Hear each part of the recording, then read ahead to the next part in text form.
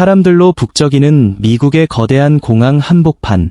점심 무렵 모든 게 평온하게 흘러가던 그 순간 갑자기 한 중년 남성이 가슴을 움켜쥐며 휘청이더니 바닥에 고꾸라졌다. 쾅. 충격적인 소리에 시선이 몰렸지만 아무도 다가가지 않았다. 몇몇은 휴대폰을 꺼내 들고 영상 버튼을 눌렀고 어떤 이는 한 발짝 뒤로 물러섰다. 두 팔을 꼬고 지켜보는 사람들 사이에서 단 한 명. 하얀 셔츠에 작은 배낭을 맨 한국 여학생이 망설임 없이 뛰어들었다. 여기 사람이 쓰러졌어요. 그녀의 외침에도 주변은 정적이었다. 남성에게 다가간 그녀는 맥을 짚었다. 느껴지지 않는 맥박, 흐르지 않는 시간. 그녀는 숨을 들이쉬고 두 손을 포개어 가슴 중앙을 압박하려는 순간 날카로운 목소리가 튀어나왔다. 학생이 뭘 안다고 그래요. 구급대원 올 때까지 기다려야지. 또 다른 이가 그녀의 어깨를 막아섰다. 책임질 수 있어요. 잘못되면 어쩌려고 그래요. 그 순간 그녀의 머릿속을 스쳤다. 지금 멈추면 골든타임을 놓쳐. 그녀는 단호히 시선을 피하지 않고 말했다. 살릴 수 있는 순간을 놓치고 싶지 않아요. 그리고 다시 두 손을 올려 압박을 시작했다. 편견의 벽이 앞을 막았고 두려움의 그늘이 마음을 흔들었지만 그녀는 끝까지 손을 멈추지 않았다. 한 생명을 위한 작고 단호한 결정. 그 순간 세상은 조용히 그녀를 지켜보고 있었다. 서아는 12살, 초등학교 5학년을 마치고 방학 동안 어머니와 함께 미국 서부 여행을 떠난 한국 소녀였다. 어릴 때부터 내성적이고 조용한 성격의 그녀는 영어 앞에만 서면 늘 한 발 물러섰다. 사람들과 눈을 마주치는 것조차 어렵던 아이는 이번 여행에서도 어머니의 뒤를 조용히 따라다니며 호텔방에 돌아오면 혼자 일기를 쓰는 걸 더 좋아했다. 하지만 서아에겐 남들과 다른 단 하나의 강점이 있었다. 바로 초등학교 방과 후 수업으로 참여했던 심폐소생술, CPR, 교육.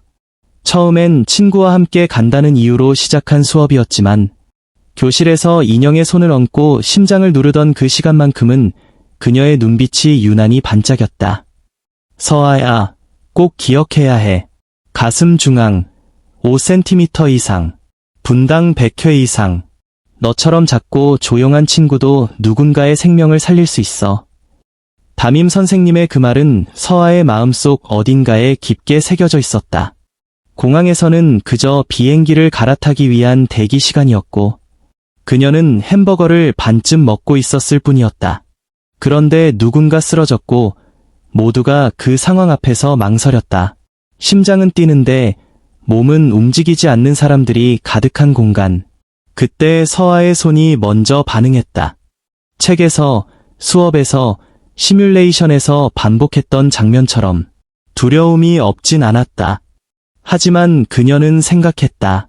이건 지금 내가 아니면 아무도 안 해. 그러나 그녀가 행동하려는 순간 마주한 건 차가운 시선들이었다. 애가 왜 나서? 잘못되면 소송감이야. 아무것도 모르면서 건드리면 큰일 나. 그녀의 작은 몸은 웅성거림과 불신의 말들 속에 덮였다. 하지만 그 모든 말은 희미하게 들릴 뿐이었다. 서아의 두 귀엔 오직 한 문장만이 반복됐다. 골든타임을 놓치지 마. 그녀는 마치 조용한 전장을 홀로 걸어가는 전사처럼 남성의 몸을 반듯하게 눕히고 양손을 포겠다. 그리고 첫 번째 압박을 시작했다. 이름도 모르는 사람, 언어도 통하지 않는 곳, 어른들도 외면한 상황. 하지만 그 모든 조건에도 불구하고 서아는 지금 가장 강한 사람이었다. 그녀가 다시 얼굴을 들었을 땐 공항 전체가 조용해져 있었다. 숨결 하나 없는 정적 속에서 작은 소녀의 손끝에서 생명을 되돌리는 힘이 피어오르고 있었다. 그만두세요. 학생이 뭘 안다고 그래요. 또렷하고도 단호한 목소리. 서아의 손을 향해 날아든 그 말은 마치 차가운 바늘처럼 그녀의 마음을 찔렀다. 등 뒤에서 느껴지는 수많은 시선은 마치 법정의 심판관처럼 그녀를 바라보고 있었다. 정작 쓰러진 남자의 호흡은 멈췄지만 사람들은 그녀의 손을 먼저 비난했다. 괜히 나섰다가 잘못되면 책임질 수 있어요. 구급대원이 곧 온다는데 뭘 그렇게 급해요. 이거 촬영해 두자. 혹시 문제 생기면 증거 남겨야 하니까.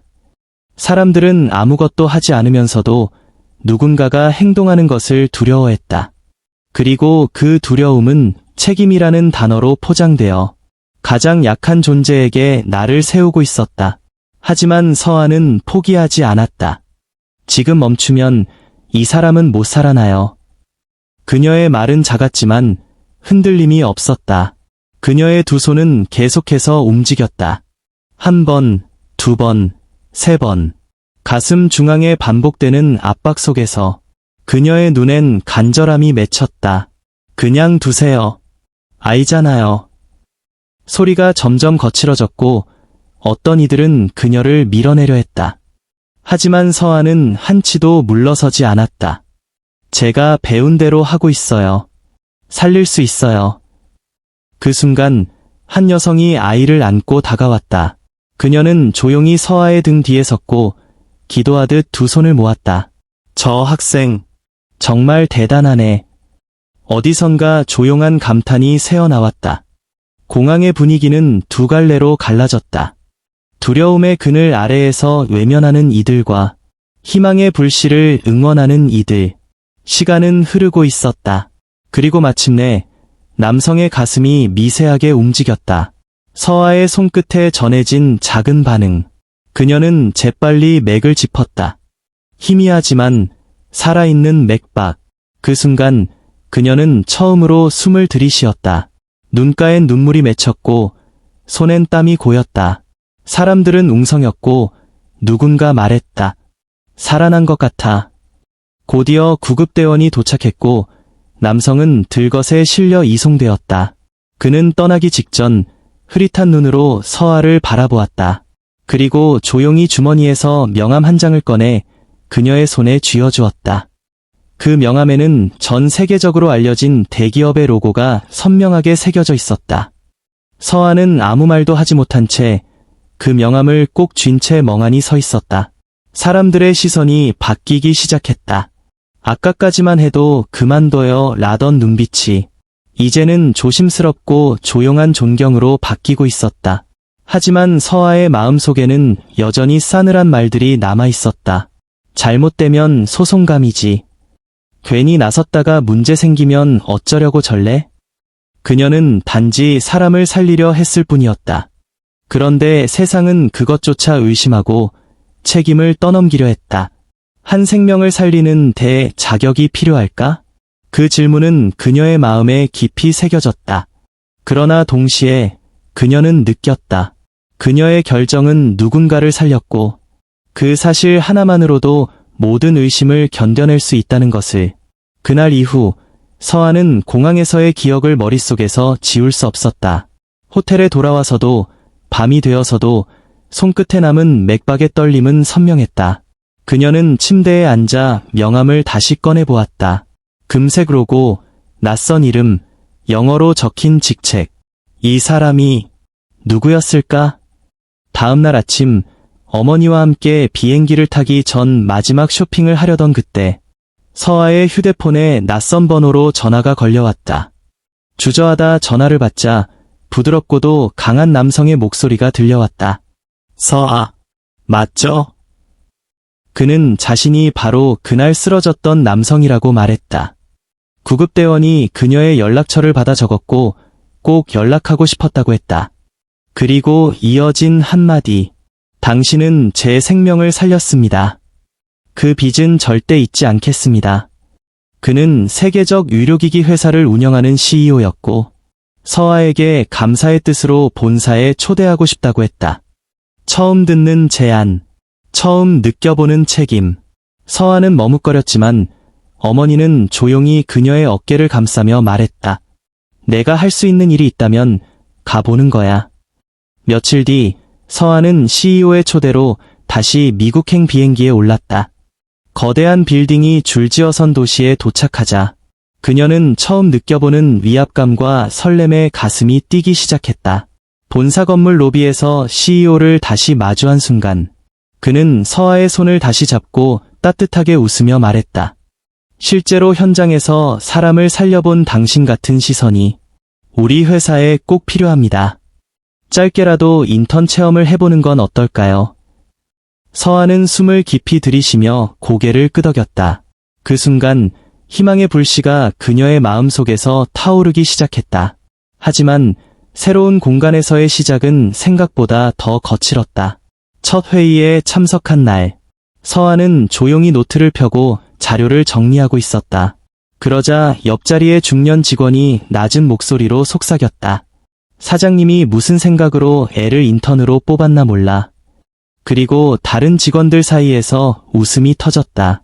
서아는 고개를 숙인 채 아무 말 없이 펜을 움직였지만 그녀의 가슴 속에서는 알 수 없는 절망의 그림자가 피어올랐다. 회의가 끝난 뒤 팀장은 새로운 프로젝트 개요를 설명했다. 서아는 조심스럽게 손을 들어 의견을 말했다. 실제 응급 상황에서는 기기의 버튼 위치가 혼란을 줄 수 있어요. 그 순간 방안은 정적에 휩싸였다. 맞은편의 젊은 직원이 비웃으며 말했다. 네, 알겠어요. 근데 서아 씨가 여기서 할 일은 그냥 서류 정리면 충분해요. 또 다른 직원이 서류를 내려놓으며 키득거렸다. 그 소리는 머릿속에서 천둥처럼 울렸다. 편견의 벽이 다시 그녀 앞을 막고 있었다. 하지만 서아는 눈을 내리깔지 않았다. 작게 숨을 들이쉬고 짧게 대답했다. 도움이 될 만한 아이디어가 떠오르면 말씀드리겠습니다. 그녀의 말에 표정이 굳어지는 사람들이 있었지만 그녀는 천천히 자료를 챙기고 회의실을 나섰다. 엘리베이터 앞에서 스스로에게 다짐했다. 무시당해도 흔들리지 말자. 내가 할 수 있는 걸 이곳에서 꼭 보여주자.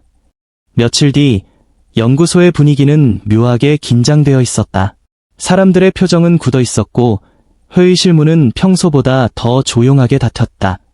서아는 책상에 앉아 자료 정리를 하며 귓가로 스치는 목소리를 들었다. 낮고 조심스러운 어조. 자료는 이미 넘겼습니다. 문제 없을 겁니다. 하지만 그건 기밀이에요. 이렇게까지 해야 해요. 내가 모른 척하면 되는 일이야. 괜히 이별지 마. 그 순간 서아의 손이 미세하게 떨렸다. 그녀는 자리에서 일어나지도 못한 채 머릿속이 복잡해지기 시작했다. 이건 단순한 오해가 아니었다. 무언가 회사의 신뢰를 무너뜨릴 수 있는 진실이 숨어 있었다. 그날 저녁 서아는 숙소에서 작은 노트를 꺼내 자신이 들은 모든 내용을 조용히 적어 내려갔다. 누가 무슨 말을 했는지, 어떤 단어들이 오갔는지. 그녀는 침대 위에 앉아 스스로에게 물었다. 정의를 위해 침묵해야 할까? 또 눈 감으면 이번엔 누가 다치게 될까? 다음 날 아침 일찍 출근한 서아는 서류 정리를 맡은 척 회사 시스템을 세심히 살피기 시작했다. 그리고 마침내 한 폴더 속에서 의심스러운 파일을 발견했다. 외부 서버로 연결된 전송 로그, 기밀 프로젝트 명칭, 시간과 날짜까지 정확히 기록된 흔적. 심장은 빠르게 뛰었지만 손은 놀라울 정도로 차분했다. 그녀는 그 파일을 출력하고 사본을 만든 뒤 자신을 지켜봐준 선임 연구원에게 조심스럽게 건넸다. 이건 증거가 될 수 있어요. 그는 눈을 크게 뜨고 그녀의 손에서 파일을 받아들었다. 이런 걸 들고 있다는 건 정말 위험한 일이야. 정말 각오한 거야. 서아는 작게 고개를 끄덕였다. 공항에서도 누군가 행동하길 기다리면 이미 늦어요. 보안팀과의 미팅. 그곳에서 서아는 자신이 목격한 내용과 확보한 자료를 모두 털어놓았다. 처음엔 믿지 못하던 보안팀장도 문서를 넘기며 점점 표정이 굳어졌다. 이건 심각한 사안입니다. 법무팀과 협의하겠습니다. 며칠 동안 내부 조사가 시작되었고 결국 자료 유출에 연루된 직원이 특정되었다. 그는 바로 서아를 가장 심하게 조롱하던 그 젊은 직원이었다. 그는 마지막까지 부인했지만 모든 로그가 그를 향하고 있었다. 회사 전체는 소란스러웠고 일부 직원은 그녀를 피해 다녔지만 선임 연구원은 조용히 그녀에게 말했다. 당신이 아니었다면 아무도 눈치채지 못했을 거야. 그리고 며칠 뒤 CEO는 다시 그녀를 회의실로 불렀다. 도시가 한눈에 내려다 보이는 창가 앞. 그는 조용히 그녀를 바라보다가 말했다. 내 생명을 살린 것도 이번 회사를 구한 것도 당신입니다. 그녀는 떨리는 손으로 고개를 들었다. 그는 테이블 위에서 서류 한 장을 꺼내 그녀에게 건넸다. 앞으로 내 학업을 위한 모든 지원을 내가 책임지겠다는 약속이야. 이건 장학기금 약정서고 내가 어디로 가든 어떤 공부를 하든 길을 열어주고 싶어. 서아는 눈을 감고 잠시 깊게 숨을 들이쉬었다. 공항에서 누구도 손 내밀지 않았던 그 순간, 차가운 말들이 날아들던 회의실, 혼자 밤새 문서를 정리하던 연구소의 불빛, 그 모든 기억이 가슴을 스쳐 지나갔다. 그리고 마침내 입을 열었다. 그냥 제가 할 수 있는 일을 했을 뿐이에요. 서아는 회장님이 건넨 봉투를 조심스레 열었다. 그 안에는 장학기금 약정서, 추천서, 대학 진학 지원 서류가 함께 들어있었다. 단순한 보상이 아니었다. 그 안엔 그녀의 용기와 행동을 책임있게 기억하겠다는 약속이 담겨 있었다. 로비를 지나 연구실로 돌아가는 길, 유리창에 비친 자신의 모습을 바라본 서아는 불과 몇 주 전에 초조하고 움츠러든 아이와는 다른 눈빛을 하고 있었다. 퇴근 시간, 연구원들이 하나둘 짐을 싸는 그 시간에도 서아는 마지막까지 자리에 앉아 데이터를 정리하고 있었다. 그녀의 손에는 여전히 낯선 용어들이 가득한 기술 자료가 들려 있었지만 마음만큼은 누구보다 단단했다. 한때 그녀를 무시하던 젊은 직원은 이제 조용히 고개를 숙이고 지나쳤고 팀장은 그녀의 의견에 귀를 기울이기 시작했다. 선임 연구원은 매일 아침 그녀의 책상에 따뜻한 차를 놓고 갔다. 어느 날 서아는 복도 끝에서 자신을 응원해 주었던 그 아이를 안고 있던 여성과 마주쳤다. 그녀는 웃으며 다가와 말했다. 그날 당신 덕분에 한 아버지가 살아났어요. 그리고 오늘은 내 아이가 당신처럼 용기 있는 사람이 되길 바래요. 그 말을 들은 순간 서아의 마음속 깊은 곳에서 뜨거운 무언가가 솟아올랐다. 회사에서의 마지막 날, 회장님은 조용히 그녀를 불러 다시 말했다. 넌 충분히 그럴 자격이 있어. 누구도 널 무시할 수 없게 되었어. 하지만 무엇보다 중요한 건 너 자신이 널 믿기 시작했다는 거야. 그녀는 고개를 끄덕이며 말했다. 저는 앞으로도 누군가를 도울 수 있다면 망설이지 않겠습니다. 밤이 되어 그녀는 호텔방 창밖으로 도시의 불빛을 바라보았다. 차가운 유리창에 손을 얹고 조용히 속삭였다. 모든 건 그 공항에서 시작됐어. 사람들이 외면하던 그 순간, 단지 해야 한다고 느꼈던 그 결정 하나가 지금의 나를 만든 거야. 비행기 안, 한국으로 돌아가는 길. 그녀는 어머니의 어깨에 기대어 창밖을 바라보았다. 구름 사이로 퍼지는 햇살은 마치 다음 이야기를 비추는 듯 따뜻했다. 이제 서아는 더 이상 주저하지 않을 것이다. 작은 몸으로 세상을 바꾼 그 경험은 앞으로 그녀가 마주할 모든 벽 앞에서 포기하지 않을 힘이 되어줄 것이다. 그녀는 속으로 또 한 번 다짐했다. 내가 가진 힘은 작지만 그 힘을 옳은 데 쓰는 것, 그것이 진짜 용기라는 걸 잊지 않겠다. 진실은 결국 드러난다. 실력은 편견을 잠재운다.